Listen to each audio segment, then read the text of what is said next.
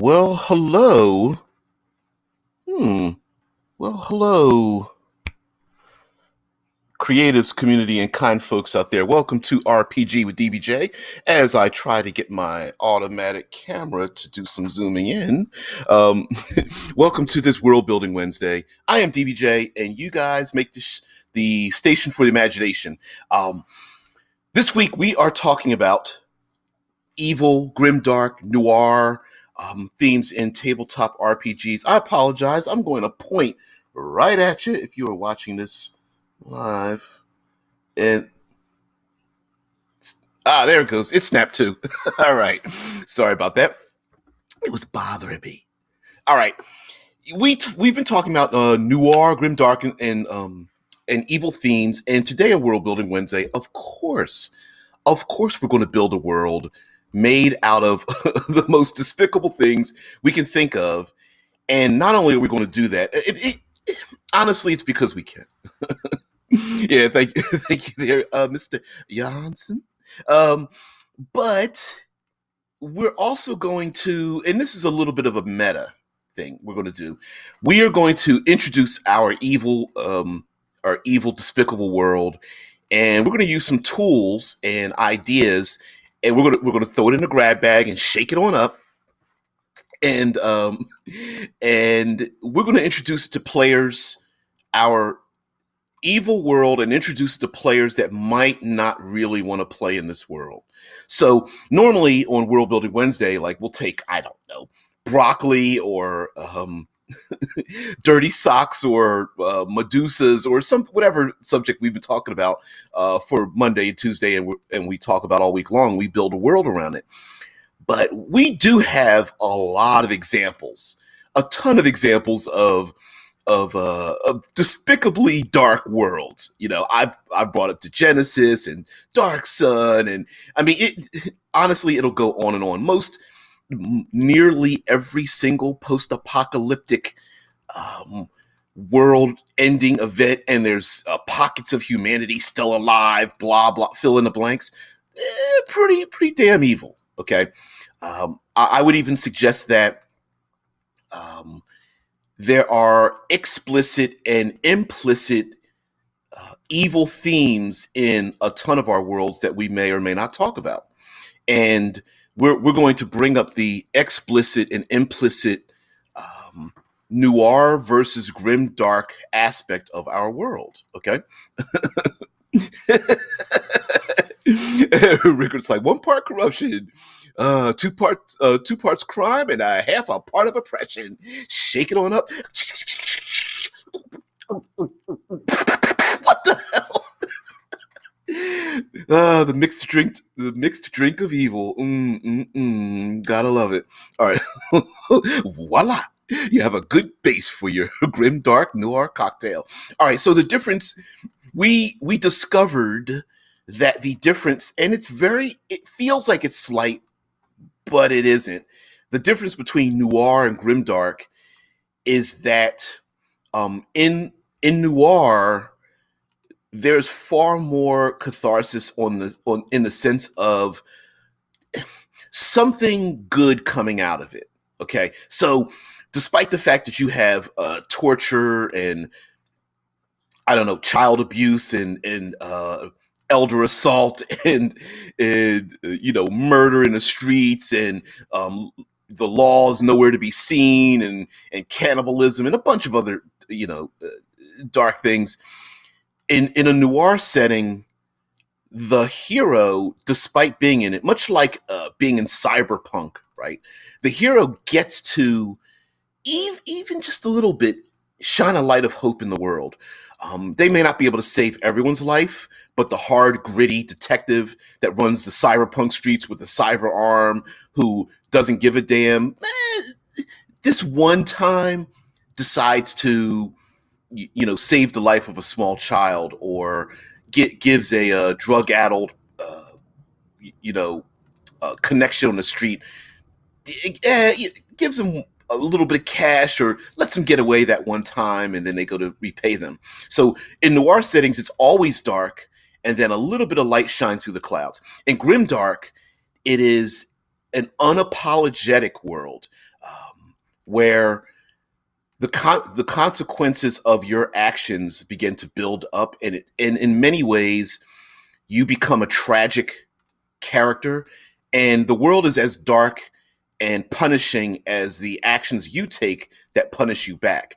Now, the thing is that can happen in a noir setting, that many characters are so flawed that until they get over, put one of their flaws aside, that they're always going to be, you know, on the wrong side of the law and hunted and hated and poor and living in, you know, despicable locations and such, and having a terrible reputation until they do the thing that changes it. And in Grimdark, unfortunately, there's not really much you can do about it. And so we're going to focus a bit on Grimdark in our world building, so that we tend to bring up one of the most popular settings of all as an example of Grimdark, and that would be Game of Thrones. That, you know, only on the largest time scale possible do we see good overcome, but for the most part, no, good, evil doesn't really matter. The world's brutal and it's unapologetic, much like our own world. Rickard says, for Grimdark, add a few dashes of tears of innocence. For Noir, add a light touch of karmic justice. Right, sprinkled right on the top. Here you go, like a little umbrella in a in a tropical drink, filled with the tears of the innocence. Like, what is that I taste? Oh, you taste blood and hopelessness.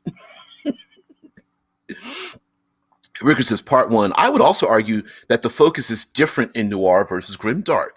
Um, Noir is part two. Noir is much more personal stories. You see the corruption in the context of one person's life, and also have a chance to change that person's life. Yet, um, yes, I'm going to pull the thread on that in just a minute. Um, anyway, in part three says, in Grimdark, you can focus on how bad the world is for everyone, and how crushing it is, and how hard it is for anyone to change it, because they would have to go against the world order. And that's one of the main, when I talked about explicit and implicit ideas. So we're going to talk about explicit and implicit, and then we're going to talk about scope, personal versus world. So an implicit world building technique is that when we talk about post-apocalyptic settings, what is implied in that is that there's really not much you can do to change the downfall. The downfall has happened, and you can't alter the thing. Warhammer 40K is a perfect example of a massive world where you're not changing anything. Now, there have been post-apocalyptic worlds where you can change it, or at least you can change your situation. A world that's destroyed, but you're able to escape on one of the last starships that's leaving, or there's a portal to another greater world or a paradise or something. If only you could reach those locations. Those are rare, but for the most part, it is implied that in a grimdark setting, there's not much you can do to change the world itself. The only thing you can do is change you and your small world, which comes which talk mentions what Rickard's mentioning, is that in a noir setting, we often think of, and I even use a stereotypical thumbnail, I think on Monday, for the hard boiled, detective or something, right? It's always raining, smoking a cigar, doing monologues in his own head just before the femme fatale walks in, and often done in black and white and in deep shadows. And we brought up John Wick, brought up The Equalizer, and although there's plenty more movies. And in those movies, let's pick The Equalizer because it's a bit smaller. Here you have a guy who works in a hardware store, eats dry toast at a local diner that no one else seems to go to, lives in a small apartment and with very few friends, reads the same book over and over again. I swear it's Catcher in the Rye, but I don't know it's not.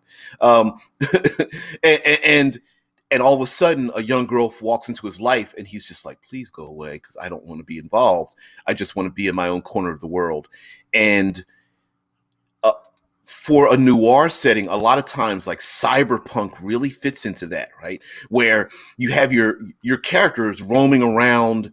Cyberpunk is a theme, not necessarily a specific RPG, where you have the character running around in the world, and we all know that there are cyber gangs and evil corporations, and everyone's trying to escape up the gravity well. And we get to see, much like Blade Runner, we get to see the rest of the world through glimpses of his periphery vision. But we know the character's not going to change the world. They're just one person. Another example would be the movie Dredd, and based off of Judge Dredd. And I don't mean the movie Judge Dredd, I mean the movie Dredd. That one, the second one, the best one. Anyway, the one that no one ever went to see. By the way, Dredd is about, these dark world cops, and it's literally, yeah, I am the law. Yeah. And in that movie, guess what? That movie was literally a couple of cops clock in, and at the end of the movie, they clock out. Literally, the police chief shows up again, and she's just like, "Mofo, effing mofo, but I'll see you tomorrow." I mean, I'm being very sarcastic, but essentially that was it, right? Judge Dredd clocks in, gets a partner, hilarity ensues, uh, a dark type of world, and then what happens at the very end of it? It was like, whatever, corrupt cops, people falling out the sky, bullets going through people's cheeks, and end day, clock on out. Let's get something to eat, right? Rickard says, like in Noir, the law is not inherently bad, and not all cops are corrupted, but you tend to run into a few of the bad ones. Though often mixed with the good ones. In Grimdark, the law is just an extension of whatever evil is ruling the lands. Yeah. Yeah. And oftentimes, just because I brought a post-apocalyptic, oftentimes, Grimdark, we often see the worst of humanity, or the extrapolation of where humanity would go if they get dark. Much like, I know Walking Dead has trailed off quite a bit, but just like Walking Dead, it wasn't really about the zombies.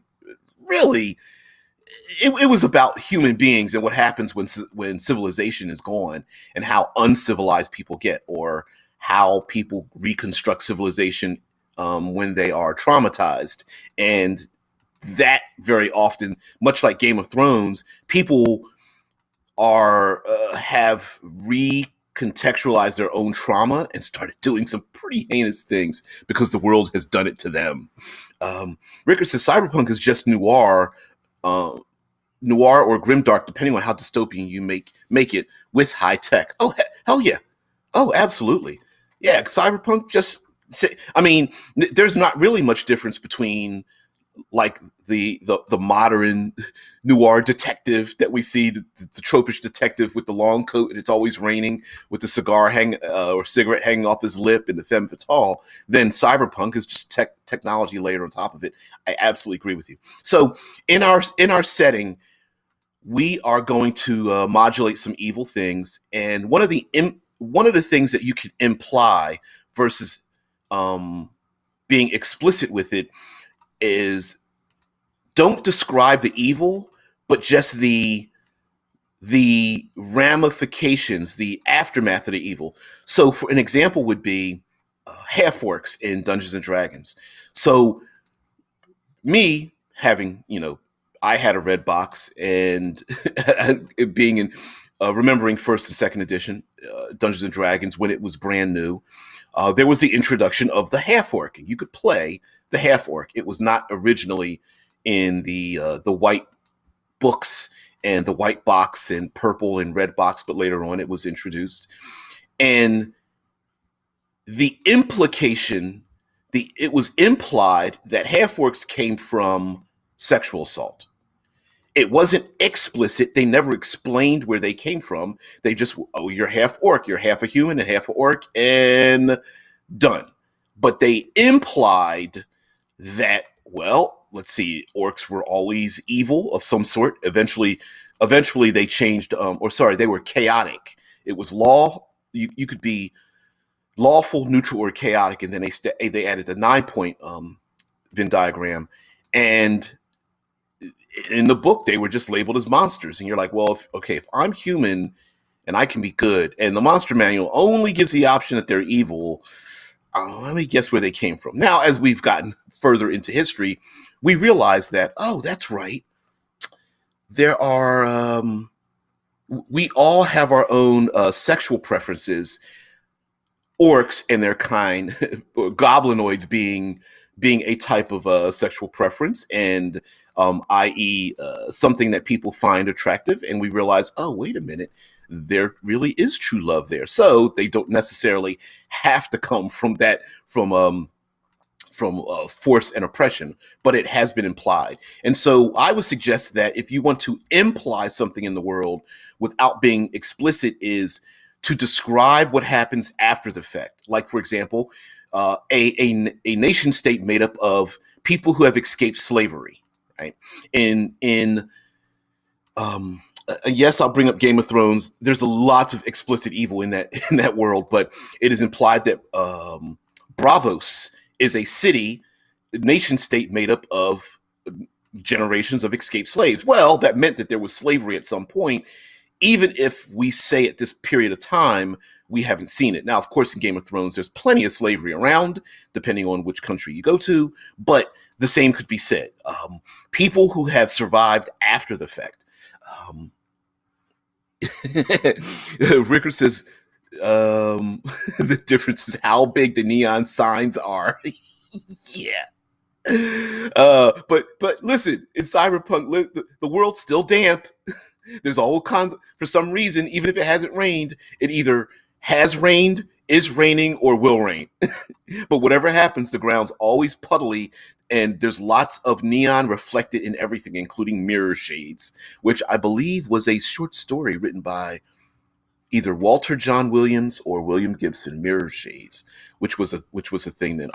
You don't see mirror shaded aviators any much longer. Most sunglasses are matte at most, but mirror shades was a big thing during the 80s. Rickard also says, interesting world building seed. Cyberpunk Grimdark 1 year into the revolution. Oh man. Oh, Cam, you're all right.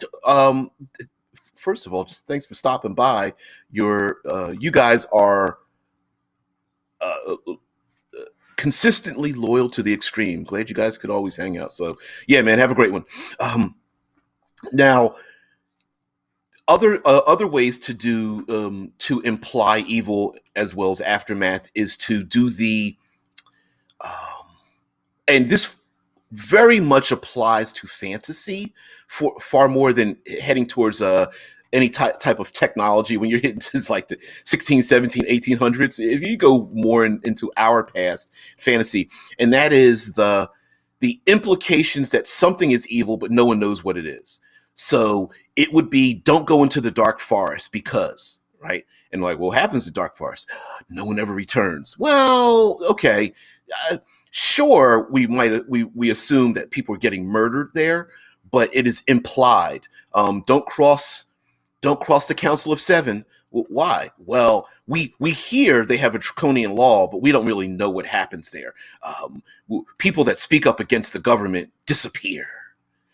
Fade to black. What happens? Don't know, right? So those are implied natures. Another way is to imply the evidence of a thing. For example, Dungeons and Dragons has, dungeons in it. Some of those dungeons have torture implements and cages and dead bodies in them. And even some of our classic, before we had the language of writing modules, they were called adventure modules back then.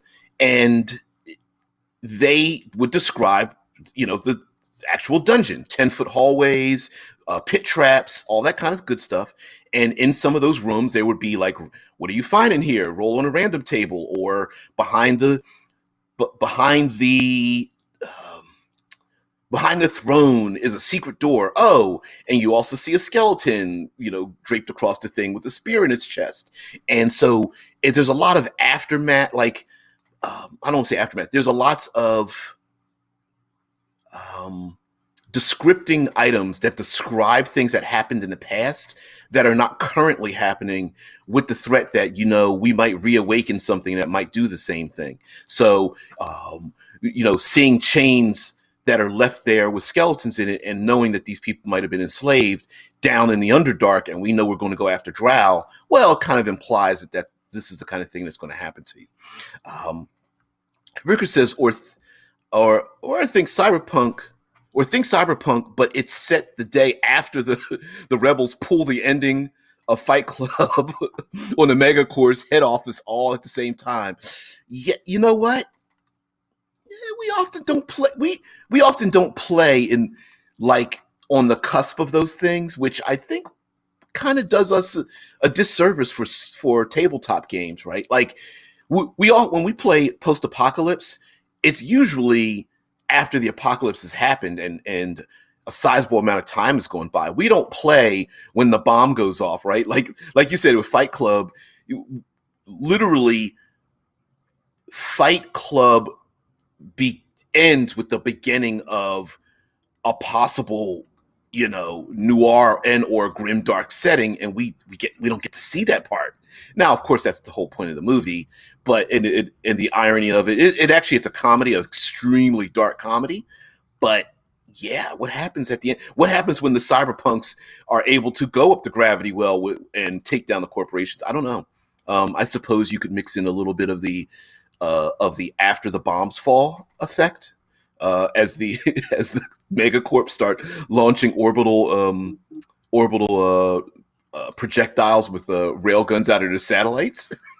It might not be a nice world for long. So you have a world state that the heads of evil overlords are all dead, but there's no order, as the whole world is still in a scrambling state. That's pretty good. As a matter of fact, you could layer that on fantasy, if for those people that are still into Dungeons and Dragons and their derivatives, that you the evil McEvilsons have been taken down, and so now there's chaos out there, much like the idea of in Star Wars, the taking down the Empire, but what happens afterwards. And you have all these petty warlords and the good guys, rebels, standing up to take control, but knowing that they end up absolute power corrupts absolutely deal. So I could see something like that happening. Be kind of cool. Maybe even pockets of goodness and light that are struggling to stay alive in a world of chaos. It might also be a part of cyberpunk, where people get to live a way that they never thought they could, and then try to hold on to that, getting out of the gutters. Ricker says the criminal elements try to acquire as much of the Megacorp's tech as they can. The rebels do the same, and the remains of the Megacorps try to regain their hold, but none is ahead in the race. You could even turn the dials based on time, like, oh, guys, guess what? I'm going to take my world and turn the dial up on which faction starts to take control. And you could even have 6 months have passed by, or 3 weeks have passed by, and boom, now things are changed. The player character is still in the world. I like that idea. Now, when it comes to implicit evils, the great thing about an implicit evil, the implied evil in the world, is that it lends itself very much to fading to black, right? Like if the player characters, you introduce your dark world to your player characters, and you imply that there's a nation that used to have slaves. If you introduce slavery, you could fade it to black. PCs look across the landscape, they see people in chains, and next scene, right? Now you're in the tavern with one of the player characters bothered by what they saw, right? We've seen that effect where a camera, I'm thinking of theatrically speaking, that a camera will show something in the background blurred out, but we're hyper focused on the PC's face, whether it's a 3/4 shot or from behind their head, or we follow across the PC, the PC, the main character, the protagonist's shoulder. We look over their shoulder and there's a blurred image that they're looking at, and then we look at their face and we see the reaction on their face rather than seeing the actual incident. Much like there's an old movie called Psycho. A technique was used in Psycho that was the same technique used in the very dark movie Reservoir Dogs, yet the implications were very dangerous. Both in Psycho and in Reservoir Dogs, there are some pretty brutal scenes that we never get to see. But the implication gave us enough of it in our imagination that everyone thought we saw it and we didn't. In Reservoir Dogs, there's a scene where a police officer's ear is severed with a razor blade. We never get to see that scene, but it is implied because we hear music, we hear the screams, the camera moves away, and then later on, the camera pans back to what's going on, and and that sometimes can trigger people. So, again, a reminder that session 0 does not need to start at 0. It can happen at any time, and that to allow the tools at the table, that if a player, even a game master, is going through something that they think might get themselves triggered, to leave open the room that A, someone doesn't have to explain why they don't want to see a certain thing, and B, that we're respectful enough not to introduce the thing just because we want to use that bitch ass excuse of, well, it's in the world, or it's realistic, or it's what my character would do, or it's what the bad guys would do, right? No. We're here to play a game, and the first rule is to have fun. And if someone's grandparent is in hospice and they're like, if we could, sorry guys, I'm just going through a thing.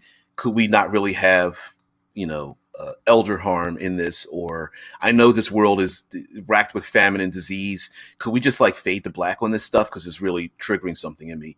And for other people to go, dude, you didn't even have to explain that. Just let us know to not include it, and you're fine, right? That's what people with respect do. They talk to each other and they just say, no explanation needed.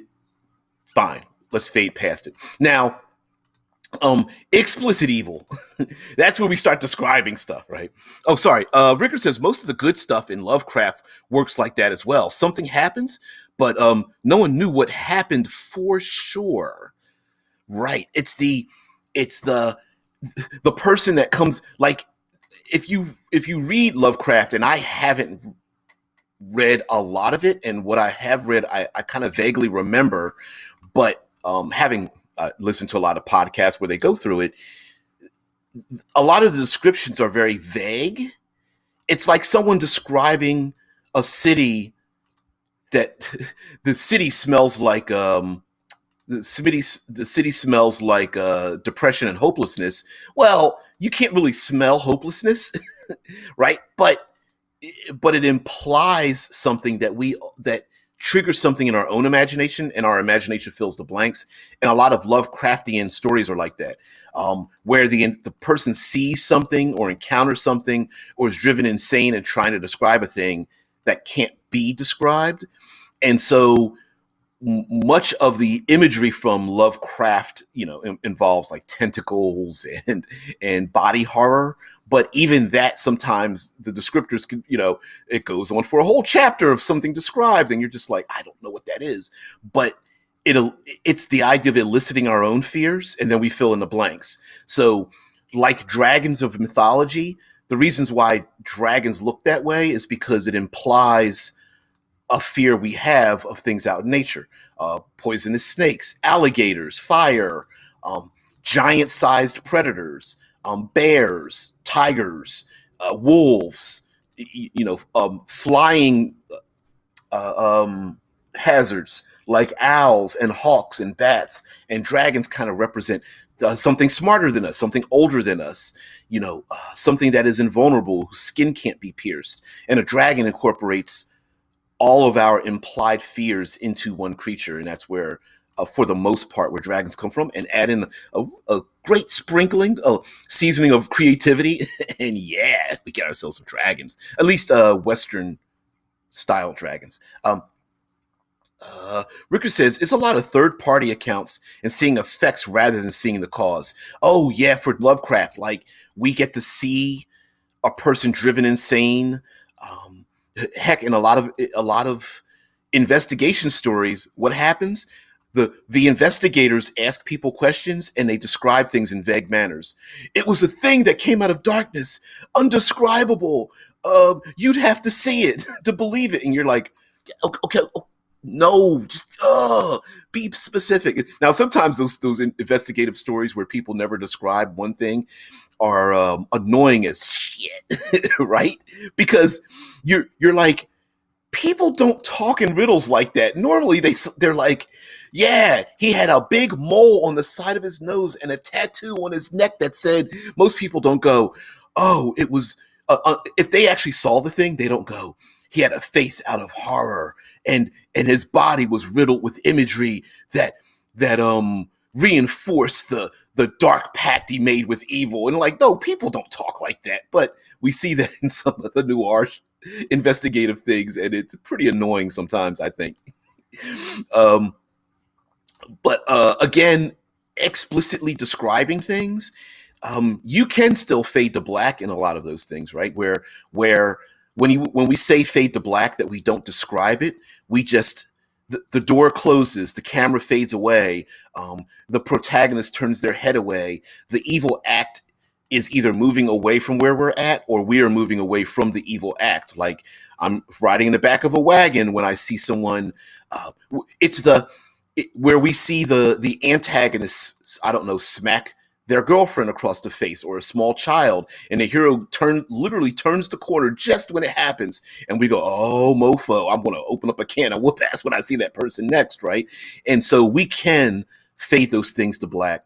Also, listen, just because you're in the middle of the game doesn't mean you can't stop.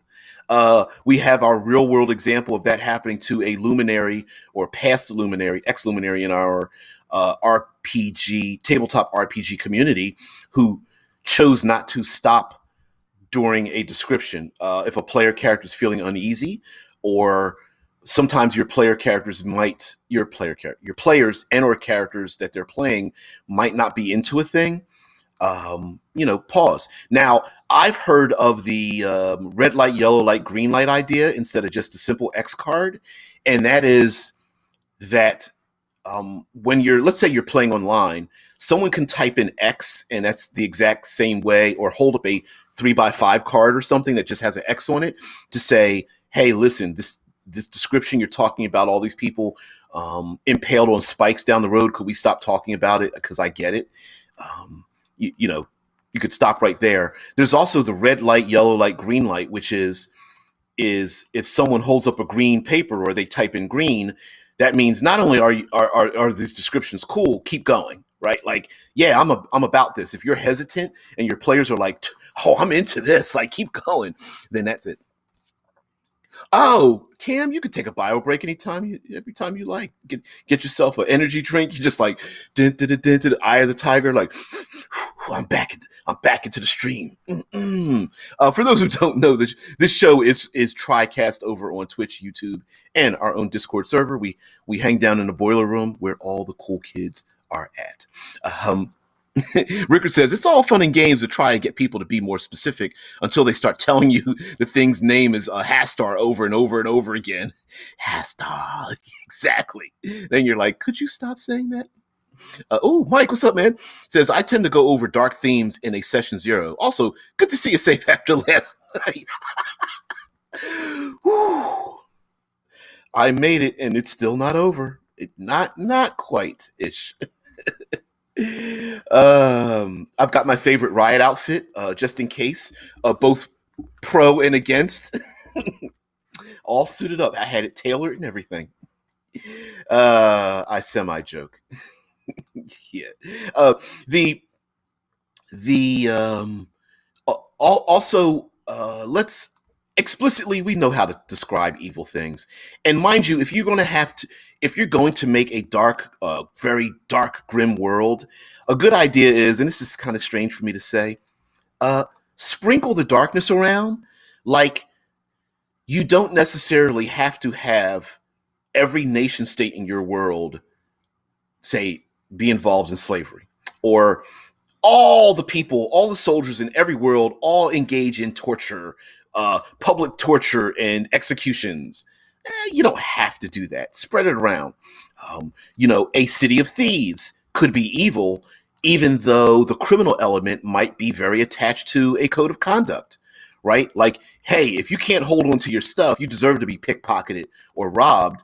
Yet, on the other hand, murder in the streets might be frowned upon unless someone is a member of another criminal organization. Like, citizens are never attached. There's a television show I mentioned before that was back in the 2000s, known as The Wire, and the drug dealers in it even referenced, like, you know what? We don't harm citizens. It's supposed to be, it's criminal versus criminal. It's the mob versus the mob. It's not supposed to be the innocent grandmothers walking down the street, and maybe the larger organization goes after the small faction. Like, you broke the code. Vampire the Masquerade is a world that has a lot of implied dark imagery in it, way back in the mid 90s up till now. And because, well, you're playing a vampire that drinks blood, so there's a lot of there's body horror and murder in it, and domination over other people's will is another theme that people don't like. Power over someone, taking control of their character, and controlling others and what they do. And there's a lot of implied sexual, unrequited, forced sexual tension. Not necessarily more the implied ability that someone could do it in Vampire, but at the same time, there is this. Where was I going with? That the other thing in Vampire the Masquerade is that there's a code of conduct. Like, what's the song? I would do anything, but I won't do that. If you do that, and, all the other vampire clans get to crack the knuckles and, like, we get to rip into you. And so there's a thing in the game that says, yeah, you can be evil, but you can't be that evil. Everyone's going to come and kill you if you do the thing, right? And the same could be done in your evil Grimdark world, right? Like, sure, you can have indentured servitude, but you can't have torturous slavery, as an example, right? Maybe it's frowned upon socially, like you are looked at as a person who has a lot of servants around you that are treated well. The greater their lifestyle is, the better you look socially, and that the person who treats people bad and beats them in the streets and does the I'm going to take one of my shackled people and take them over into the corner to have my way with them, then maybe that's like, no, in this world it's frowned upon to do that thing. And you can establish those rules. Those rules exist in our own world, where people commit evil acts, but they have a code of conduct. I would suggest most people who are contract killers are like that. Like, yeah, I do it for money, and I only go after this one person, but we don't, pray and spray, right? Where there are some people who do. Michael says major crimes would have to be sanctioned, and harming citizens would be bad for business. Oh, hells yes. Hells yes. Rickard, I like your comment there, though. The postman hath cometh to deliver upon thee the riot of the age. Yes, the postman cometh. Might be postman. I like the book. My mom actually purchased me that book when that movie came out. The movie, not too good. Cameron says session zeros are a must. However, I found that when they are needed most, those players don't show up for them. It might be a sign to look out for when it comes to choosing a cohesive table. Yeah, and you know what?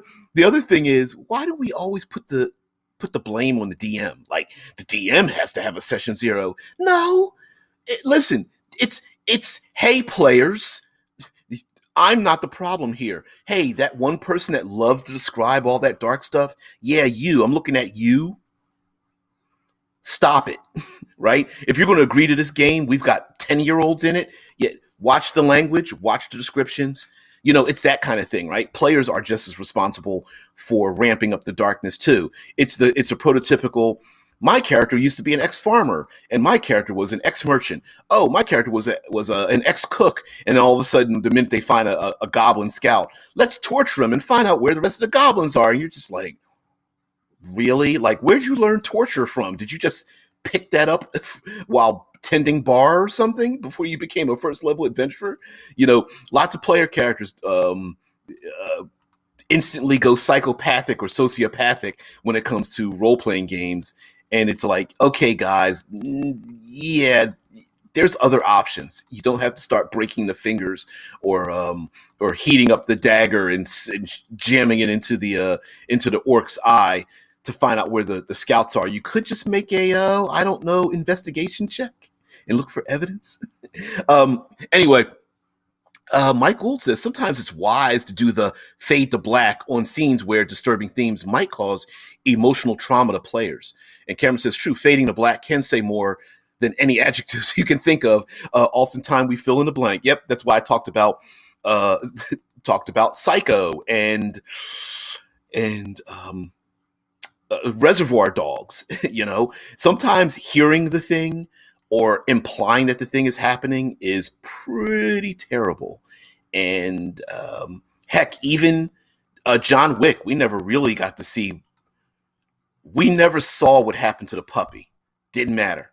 Didn't matter at all. Right? 3 movies later, and we're just like, oh, please, John Wick, kick some more ass. We love you. Mike Gould says, my homebrew worlds have gritty themes, but players are well aware through a common knowledge handout or regional laws of traditions. Yeah, threaten the bad guy with scorching ray, but put a popsicle on his back. little ice pack, like, I know I hit you with the scorching ray, but this will help relieve the burn. What's the pink stuff that you put over like the rash burns or something? Coricum or whatever, I don't know, cortisone or something. Like, yeah, here's another burning hands and here's some cream to put on it. But it's why Dungeons and Dragons characters heal without wounds, right? Get burnt up in a fireball and long rest later, you're like, I'm fine. I'm fine. Don't worry about the burns. I'm fine. But in all seriousness as well, there's also in world building, there's also you can implicitly add into the world whether as a character you are allowed to engage in or not engage in certain behaviors.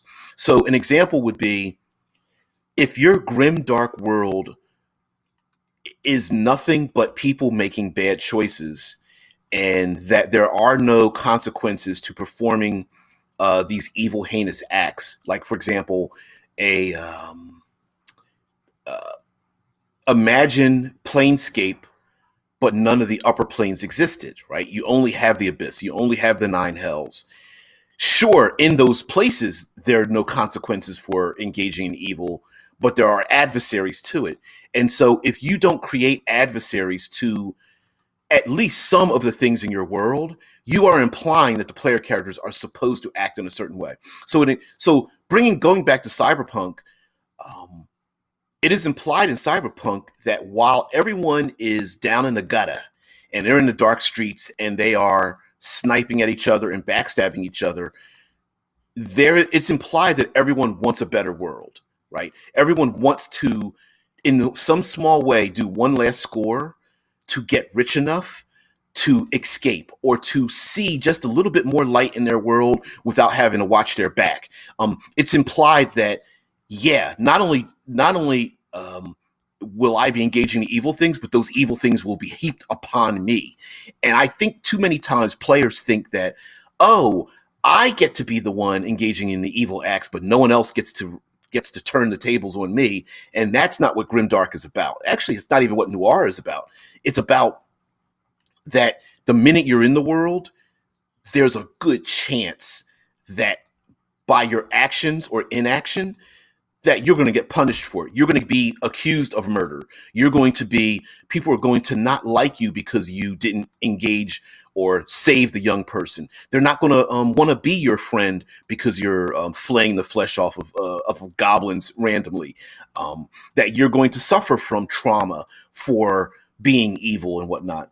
And as we mentioned before, the difference between Noir and Grimdark, in a Grimdark setting, sure, outwardly, you're not going to suffer any consequences. You're just going to blow people away. And so what? My character's not going to suffer from it directly, but the rest of the world is going to come down on you like a ton of bricks because that's what a Grimdark world is. Game of Thrones, good people do lots of good things, and you stick your head out like that, people take advantage of it. And your world, if you want players to be heroes, they need to have space to be the hero. Now, mind you, that space might be very small. It might be very small, but it doesn't mean that it doesn't exist. So you can be very explicit. Hey, you're playing a hero in a dark world. Just tell your players, make a hero, right? Okay, so anyway, Mike Gould says NPCs could be great indicators. When PCs want to do a thing and an NPC knows about it and reacts very badly, it's a red flag. You can't do that. If a face of harm arrives to investigate, yeah. So what Mike Gould is saying is that when it's the in-world nanny cam, right? It's I'm just going to pickpocket people in this town, and then another criminal looks at you and goes, or like, let's say there's like a bunch of orphan kids picking pockets as well, and they look at you and they go, like, not, you can pick pockets, but not here in the marketplace, or not under the shadow of the king, or it's the person sees you, or NPC sees you and is like, where did you get these items from? They're covered in blood. And like, well, we killed to get it. We took it from the orc hordes, right? And the NPC is like, oh no, I can't take it. It's got the blood of the horde. And you're like, well, aren't they killing people? And they're like, no, we have a treaty with them. You're not supposed to kill them. And so you can have your NPCs, and we see this plenty of time in stories. NPC warns the hero, hey, listen, that thing you just did, you can't do that again. You're lucky you were forgiven for it now. The maverick cop that ends up breaking the law or skirting the law and destroying everything. What happens? They get pulled into the office with their commander, and the commander rips them a new one.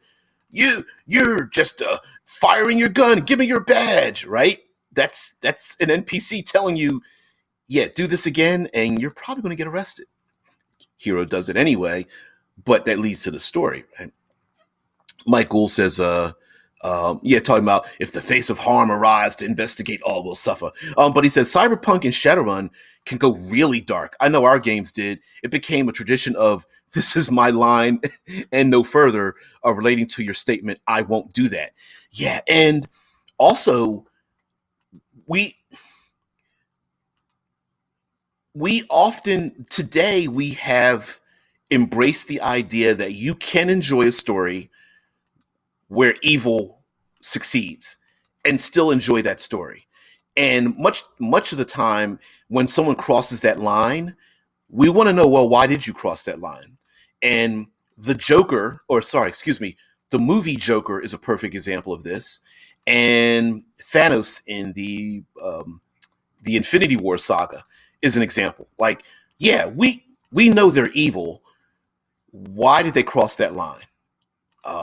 Was it Killmonger in Black Panther is another example. Why did they cross the line? I get why they crossed that line, and it's very easy to step up to the line and not cross it, but want to look across it, want to reach across it. But why did someone cross that line, and where's that line at? And so your NPCs and your adversaries in your world could also be like, you know what? 90% of the people, the line is way back here. They're pretty reasonable. These other people, they go a little bit too far. And in Game of Thrones, they did that in the early seasons, where we get to see, like, yeah, our favorite characters cross the line, but these other people, whoa, they just looked at the line and was like, hell no, that's just a suggestion. What line? I don't see a line. What is the first? Is it the first season when they send out the gold cloaks to start killing all the bastard kids of what's his name, Baratheon, great actor. I can't remember his first name, and they send out the gold cloaks to start killing small children because they know he was spilling his seed all over the city. Yeah, it's like, yeah, defending the king, sure. Yeah, Robert Baratheon. Sorry, I had to say it that way because I love that guy's voice, the actor that played him. He's got that barrel chest and that deep, larger than life tone in his voice, and that, yeah, the gold cloaks. We'll defend a-hole kings and queens, no problem. Being ordered to kill children, yeah. Mark Addy is awesome. Cameron, thank you very much. Not familiar with the actor's name, but love. It's a mark of a great actor to come on a scene for very short amounts of time and dominate. Sean Bean is perfect in that sense as well, as a character actor who dies, known for dying in most of his movies, nearly all of them, who is a very quiet actor who is very dramatic in his role, in his impression. Great of it. Mike Gould says Noir and Grimdark could have great indicators without over-explaining too. One doesn't have to over-explain drug abuse. Finding someone unconscious with drug items laying about is enough. Oh, thank you very much. That's a perfect example. 99% of the time in describing drug abuse, you never actually get to see the drug abuse. More often than not, it's because, well, they don't really want to tell you how to do certain drugs, right? But if you think about it, you are absolutely correct. A person is found unconscious in a dark and dingy place, often surrounded by others engaged in the same thing. Maybe there's a foam coming out of their mouth, or they are acting drug addled. All those things, and you are correct. You're absolutely correct. Sometimes it's just see the person on the ground, you see drug items spread around. Boom, already got it. Already got what happened. There's often where you see a crime scene. You don't see the body, but you see tape on the ground. Tape on the ground, and there's a bloody stain with the tape over top of it. Ooh, what happened here? And then someone goes, took a header off the roof. Oh, yeah, I know what happened. Oh, don't tell me.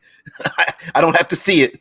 It wasn't until technology got better that we actually got to see people fall off of heights and actually impact like the roof of a car where you see all the glass shatter out of it. It wasn't recently till technology got better to be able to see that. For the most part, we would see someone falling in slow motion, and then later on the camera would just show a person on the ground, or something would fall out the sky, and then the camera would turn away when the protagonists are like, ooh, and then the thing happens. Rickard says it also lets the players insert their own assumptions of how grisly it happened, or choose to ignore thinking about it. Yeah, exactly. Okay. Let's go from when you see a torture room and someone is in the torture room and the torturer walks into the room and closes the door. That's all we need, because our brain will fill in that gap. Same thing for sexual content, right? Whether it's willingly, two individuals go into a room and they close the door, and then the music swells and the camera starts to fade until you really can't see anything. Yeah, it's implied what happens, because later on, what happens? The couple gets up out the L-shaped sheets. L-shaped sheets are, woman has the sheet up to here, and then she wraps it around her naked body, and the guy has the sheet down to his waist, showing off his abs and pecs, and then he wraps it around his waist. But yeah, we see it the next day, and of course there's like diffuse sunlight coming in because we know it was last night and all this kind of stuff. We don't get into the like, ooh, crank the porn up. Like, no, we don't do that. We fade. And the same goes for a lot of the evil things where someone being assaulted in the alleyway, torturous acts and whatnot, and our own imagination fills that up. And the way our NPCs react to the world could give us an indication as to whether it's okay for the PCs to engage in it, right? Um, we see drug abuse in the world. How does everybody else react to it? Is this a thing that we're like, ooh, you shouldn't do it? Or is it implied in, say, like a cyberpunk like world where, oh, yeah, of course everybody takes drugs that enhance their reflexes and stuff, although they get addicted to it. Of course, it's like that, right? Um, yeah, no big deal. Now, of course, we can also show the aftermath of a thing, right? Where the impact of engaging in the evil might be more psychological than a little bit, right? It's the Lovecraftian idea where if you take a look, if you look into the abyss might look back at you. So yeah, oh sure, it's cyberpunk and there are drugs that combat drugs on the streets that increase your reflexes, but every person with these heightened reflexes that's faster than you is their heart explodes, or their nose and ears are bleeding, or they have, I don't know, strange purple veins on their face and their eye explodes out their head at some point, or they go insane, or their bones turn to sludge or something like that. So you could also go, yeah, you can engage in the thing, you might not want to. Same goes for like evil magics. It's the how many arguments have we gotten into about necromancy isn't evil? It's just me puppeting dead bodies. They're not really, they're spirits inside of them, because people want to rationalize doing the harmful thing because there's no consequences for doing it. Whereas no, there's more likely than not, depending on how grimdark the world is, your necromancer is socially violating a tenet. You're going over a line that socially is reprehensible, right? It's not the yeah. We there's a reason why we don't encourage cannibalism in our real world. I'm sure that if you cooked and baked a human being, that using, probably you have to use like barbecue, low and slow, to really cook a human being to get the flesh off and get it soft enough, we're probably pretty gamey. Um, yeah, we don't do it. And there's a reason why, because socially it's reprehensible. It is a clue. There are certain acts in our world, cannibalism, harming animals of for any sort, enjoying harmful acts, not just engaging in harmful acts, but enjoying the pleasure of harmful acts, is an indicator that you are one who shouldn't be trusted, and you probably have some issues. You probably have some mental issues, as a matter of fact, and we have descriptors for that. A sadist, a sociopath, a psychopath, and whatnot, for people who engage in those things. Necromancers are just fantasy riggers. Yeah, right. Drone pilots. Oh man. Michael says a blanket or cloak over a body can be a great indicator, especially if the shape isn't right. Then the players can imagine how bad it is. How many how many times have we seen body bags that imply something greater and we don't even get to see it, right? Camera sees a body bag and the camera pans back and you see dozens of body bags and people digging pits looking for dead bodies, right? Or we go to the morgue and the coroner takes the body bag and opens it up and you're just like, what? You know, we found a dead body and instead of a giant body bag, they have a little small satchel that's black and you're like, ugh. Yeah. I definitely agree with you there, Mike. There's no way a place like the Forgotten Realms would not have a brothel. Describing what goes on inside isn't necessary. We all know. You know what? Hell, just the um in the old days, even the brothel was described without using that terminology, right? Well, we call it a brothel. The ladies of the brothel were often clothed far more than we even accept today. And what happened? Cowboy went upstairs going, yeehaw, right? the ladies even had a smile on their face like they were happy to do it, which we know is just plastered on there because of threats. But you get the point, right? It was like, yeah, a thing happens in the other room. We're just going to fade away from that. Sorry, Michael says combining those themes, the implied sexual content of a brothel becomes a horror theme when a necromancer enters and through dark magics kills and animates the sex workers. Oh man. Toasted Alaskan, part of this complete breakfast. What the hell? Flips. Joe, man, why did you have to eat that last night? I could taste it. Michael says now you have players being attacked by those they had relations with.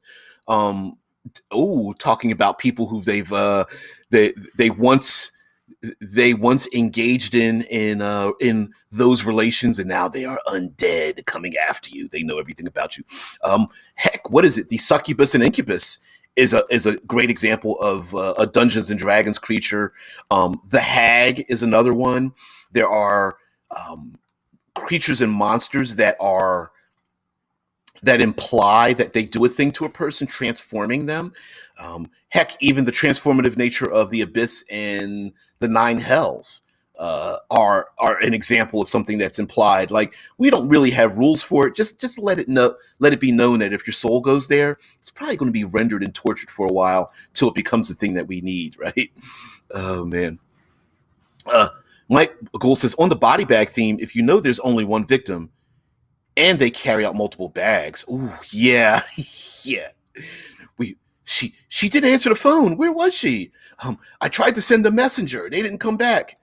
She was killed. And then you see like three people pulling out small bags and stuff, walking down the way, and rolling the cart out of the building, and it was like screaming like no. Yep. Rickard says on the necromancer theme, there's only one victim, and the victim walks out with multiple bags. Yeah.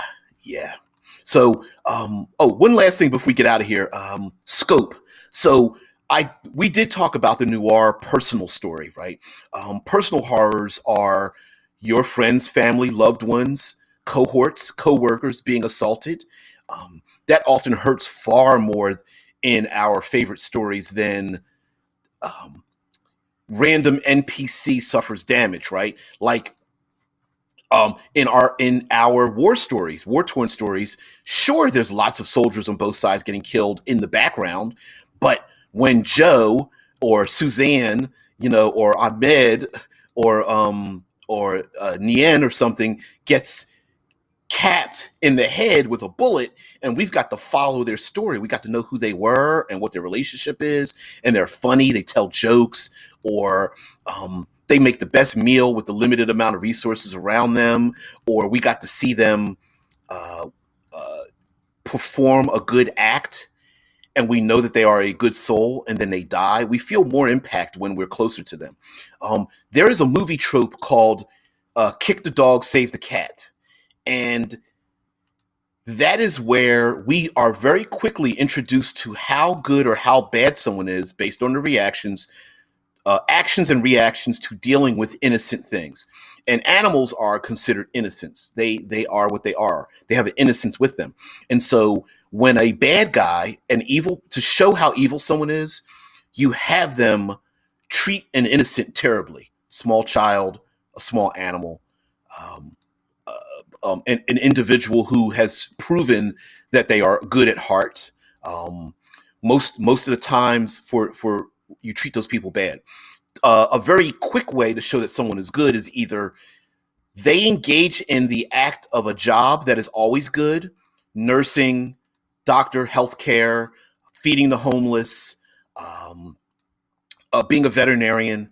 That's a very shorthand to show that this person is an innocent and they're good, or they are of a good nature. Someone saves the cat. Someone saves the child for no reason. Someone reaches out their hand to a stranger, and we go, oh, that NPC must be really good. And that's a very shorthand way of showing someone's good. So when that person is harmed, we feel it greater. Small scope, right? The retired soldier that always helps out the PC fighter who's been at fighting for a long time, and their mentor who's older, elderly, still can wield a sword and a shield if he had to, but yeah, always reaches out, takes care of his family. I defended your family, friends. Boom. Later on, what happens? We find him assaulted in his own home, barely alive. You get there, he gets to say spout some some random misunderstood message and go kill them. And we got ourselves our protagonist is motivated, right? Because it's personal. Now we can go larger, and this was brought up by Rickard earlier. Scope matters. So a noir really works with the theme: friends, family, hurt. What do I do? Femme fatale walks in. I'm really entranced by her. All of a sudden, she disappears. She turns on me. Ugh, I feel hurt. Bigger stories, grimdark stories are very much cyberpunk, post-apocalypse, Warhammer 40K, where it's the Game of Thrones. We're trying to navigate this larger world, and everywhere we turn, there's darkness around us, and we're trying to find a way. Who can I trust? Man, there's barely anybody I can trust. Maybe if I poke my head out and I do a good thing, maybe someone else finds the good thing. How do I skirt the evil so that it harms me least of all? How many evil acts do I have to engage in before it hurts me? Much like Rickard put in a quick pass on a karma meter, where maybe you have a karma meter and you start gaining more karma and your karma will turn on you as you start engaging in more and more evil acts. You start check marking them off before the proverbial hammer falls down on you. You might even have I brought up Fantasy Flight Games with the flipping light side, dark side or something. So yeah, we'll be getting out of here pretty soon. Cameron says, how do you convince a player that doesn't want their PC to have a family because they don't want you to use it against them, that it's more fun if that happens? There's other ways to use families, but it's less like using families against them and more like using them for the tension and immersion. Well, here's the thing. If you do a session 0 and a player's like, no, I don't want that, because we all know there are players who like to turtle up. I'm not going to call them power gamers. I'll call them turtles. They like to turtle up. Broca's fucking. I love that title. It says, always late to the party. No, you're always welcome here. Broke AF. I love. You get the slow clap. But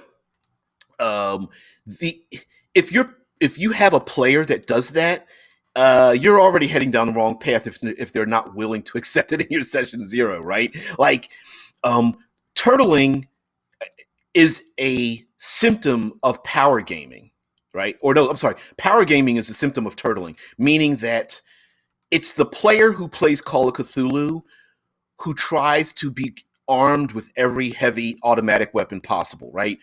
The theme of the game is that you're going to die anyway. You're not going to live very long in Call of Cthulhu. That's the game. So lots of players like to turtle up by making sure they cut off every access you have within the game for you to harm them, whether it's going after their family, which is why the whole term of murder hoboing came across, right? They're hobos. They have no ties. They have no family. They have no friends. They're always orphans. And then the murder part of it comes across with, I'm not going to be double crossed by an NPC because I'm just going to kill them all.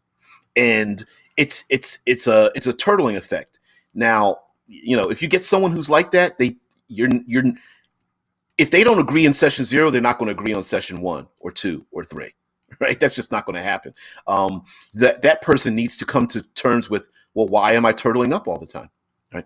Mofa says, the classic player character that is always an emotionally unassailable orphan. Yeah. Oh, I am hardened against everything. I am a perfect warrior. I'm never affected by dark things that happen around me. I just fold my arms and harumph my way through the world because I am unaffected, right? Where sure, but it's boring. I mean, now there are people who are like that in the world, uh, but that's boring.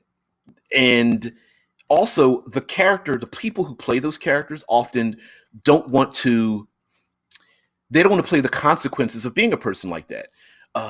In our real world, when people are sociopaths and psychopaths, we don't like them. It starts to come out, right? A person who doesn't mind torture is a person the most reasonable people don't want to be around, you know. And when it comes out, you're just like, you did what? Oh no, I broke a couple of his fingers and cut his ear off and started burning his other arm. And I took a hammer and slammed it against his wrist to break it, and told him I'd start pulling his teeth. And he told me everything he wanted to know. And you're just like, you did what? And the player's like, well, I got the information, didn't I? I rolled an 18, and you're like, no, rewind. You can't do those things, right? Yeah.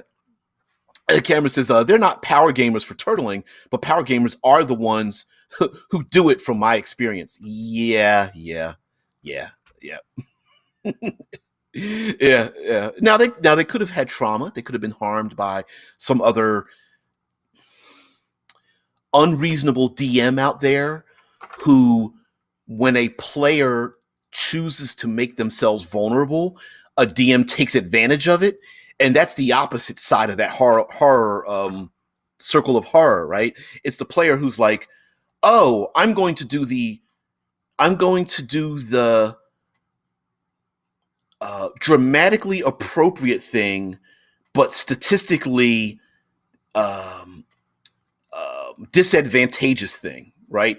Um, the the oh, I'm not going to roll to resist the desires of the succubus because she looks just like my ex love. I'm going to go into the succubus's arms because that's what my character would do, right? And it's the issue with that is I know there's lots of players out there who's screaming at me for a player who would even suggest not making a saving throw against the succubus, right? But when a player does a thing like that, it behooves me as the DM to go, oh, great.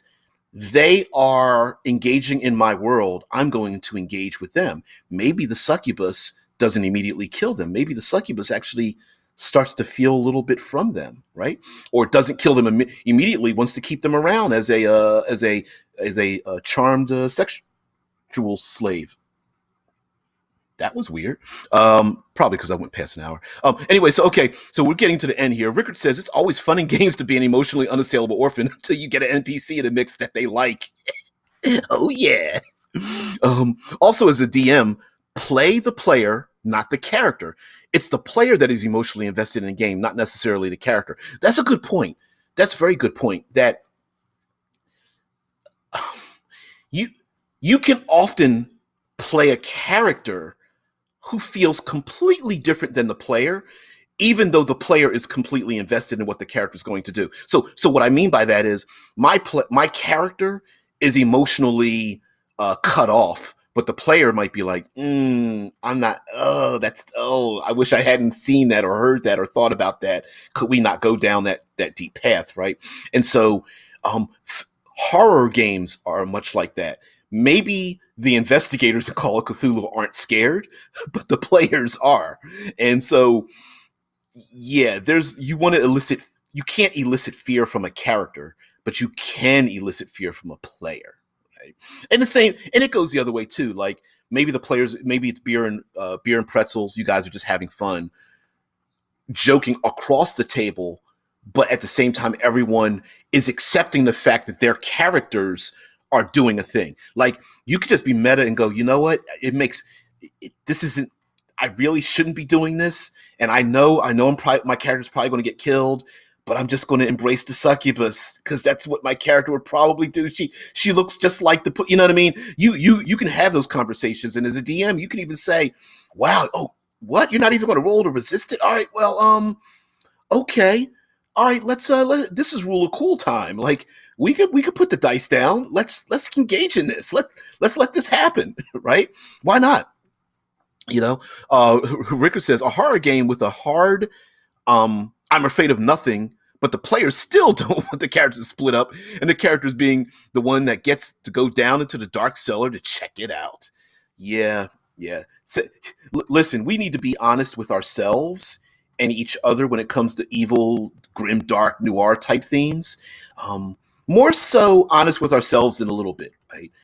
If someone is a Dungeons and Dragons player and they really, really don't want to play a character that is vulnerable, physically, emotionally, socially vulnerable, meaning their family and friends might be harmed or taken away from them or something, you got to be honest with yourself with that, right? If you're a parent and you play role playing games and you don't want to see, you need to be honest with yourself about like, I don't want to see kids harmed. Period. It's no, can't do it. Say it up front. Unfortunately, we have to make those of us that have to hear that from that person. Well, maybe we should bring it up so they don't have to. Hey, dude, I know you have kids. Hey, young lady, I know you're taking care of your nieces and nephews. Remember last session or the sessions before when I told you there were these kids running around? I'm going to not bring them up again. Is that okay? I just want to be, I want to be respectful of you or something like that. And person's like, oh, no, it's fine. Or they go, oh, thanks for thinking about that. I didn't even think about those themes. Thanks for bringing that up. Inflatable Cat. I saw your name the other day. Says, hello, little late, Inflatable Cat. I am actually 16 minutes behind schedule. I mean, over schedule. And I have a doctor's appointment later on today. Yet another one. Oh, yesterday, my went pretty good. I can't say that it was enjoyable. Oh no, don't be. It was only 2 fingers. Inflatable Cat. Inflatable Cat says, "Oh, I'm sorry." Like, don't be. No, but really, it was the whole stress test thing. Blood taken, blood pressure and sugars and A1C tested, all that kind of stuff. So yeah, I'm a person of a certain age, and I'm not afraid to tell you guys out there. Warning: Hansel and Gretel were third level when they cooked the hag. That is canon in this game. Yeah, funny, absolutely funny. Lastly, and this is something I'm going to bring up about Grimdark because yeah, autocorrect. I figured that out, Cam. Yep. Man. Lastly, let me end this on this part. Grimdark is often associated with Fey creatures. And when I say Fey creatures, a lot of times they're associated with those Aesop fables, the stories of Hansel and Gretel. You brought up Hansel and Gretel, Cameron, so it made my mind go there. If we take a look back at a lot of the classic Disney cartoons, they are based on stories that are hideously dark, with a lot of implied things going on. The hag and Hansel and Gretel cooking children, anyone? The idea that if we took a look at some of our classic stories, children's stories, Ring Around the Rosie, Pocket Full of Posies, those stories are really dark. And they are implied. Yep. Is it the Grimm Brothers? Thank you, Inflatable Cat. The Grimm Brothers. Your name is just giving me this vision in my head of like a pocket pet where you're just like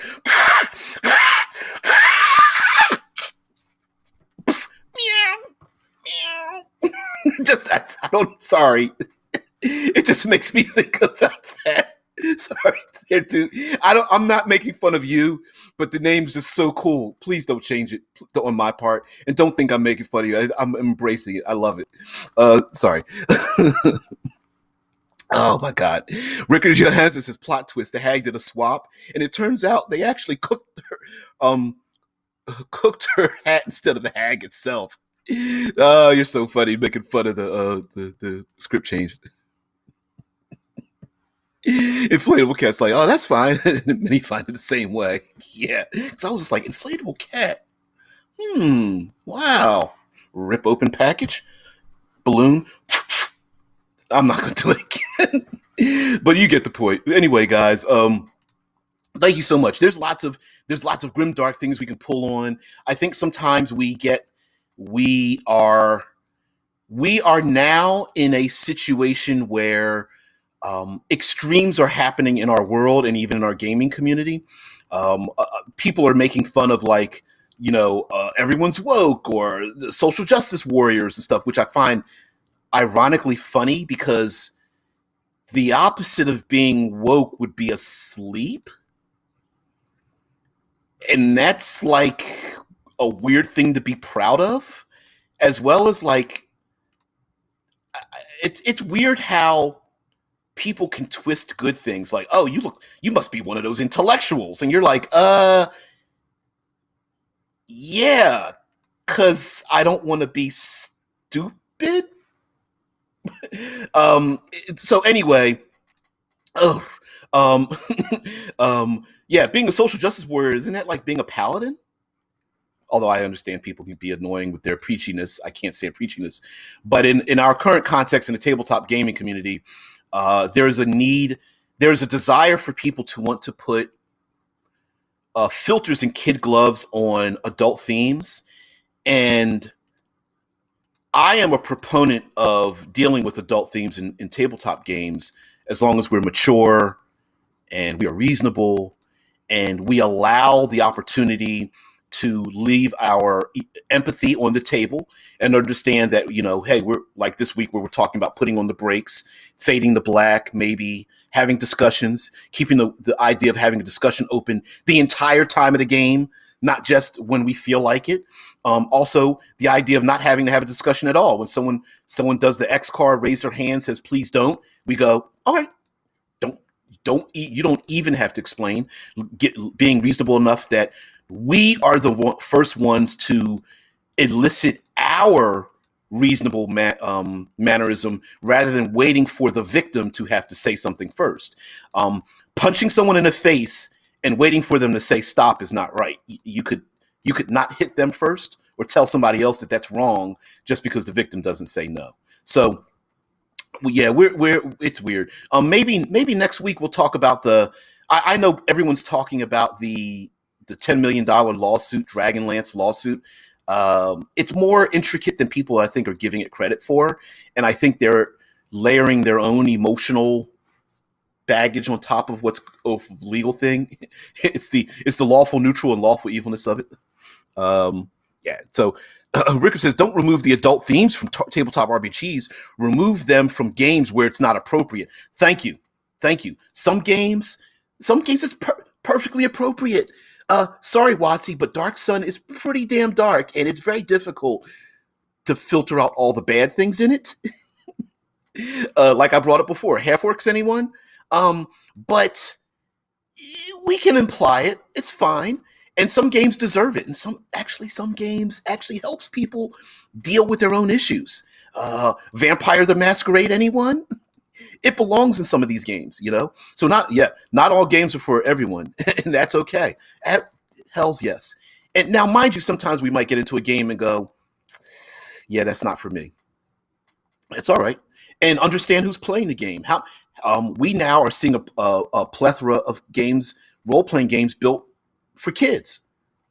So if you're an adult and you're like, well, that game's for kids, yeah, because maybe it's supposed to be, right? That's it. So dark themes taken out of games, rules that don't make sense in kids' games because they can get to do anything because we're exploring their imagination. Yeah, that's what it's for.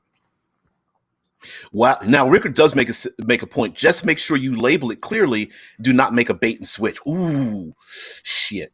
Yeah, how many people have been caught that way? Sorry. Inflatable Cat asks, "Do you stream weekly?" If you check down in doobly doo, we stream daily, Monday through Friday. It's 6 a.m. my time, EDT, EST, but it's about 45 minutes now. I've gone over to an hour and a half here just because I'm off because I have a doctor's appointment later. But normally it's Inflatable Cat. Yeah, that's Rickard. Yeah. This show is TriCast, so it's happening on Twitch, YouTube, and our own Discord server simultaneously. So when the show goes live, all three platforms, Monday through Friday, one weekly concept. This week we're talking about evil and grimdark and noir themes, but each week we change it.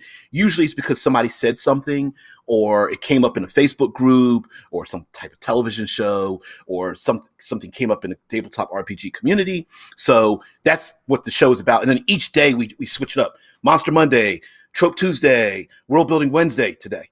Third Pillar of Exploration Thursday, and Future Friday. So that's boom. That's the edition. Marketing Dark Sun as happy, fluffy bunny land. Yeah, no. Shit, that's a major bait and switch. Oh, can I play a bunny? Sure, in Dark Sun.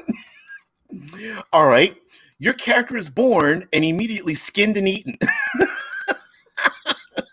What? Yep. Yeah, someone puts a spear through your throat, rips your flesh off, and they have fun cooking you. Right?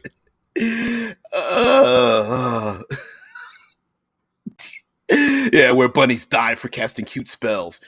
Mofo, did you cast a rainbow? Prismatic spells don't exist here. It's the land of the black rainbow. Oh, man. Oh, that would be hilarious. Oh, man. Anyway, sorry, I just got this. I got the image of the end fight in Little Nicky, a dumb Adam Sandler movie where he's Little Nicky, Little Nicodemus from from hell, and his like mom is from heaven or something as an angel. I just wanted things to sparkle. You keep your goodness to yourself, kid. Oh man. Anyway, guys, I've gone way over time, and this isn't the norm. So, please join me tomorrow for Third Pillar Thursday. Third Pillar of Exploration, by the way, if you guys don't know, please join in then. That's my jam. I love it. Of course, still writing now as usual. Still working on that project for N World. Still doing the cinematic environment. Still coming up with new ideas and stuff. So pretty good. Hey man, everybody have a great one. I will see thee later. Please, Inflatable Cat. I was going to say spread the word. It made me just think of an image of spreading the butter.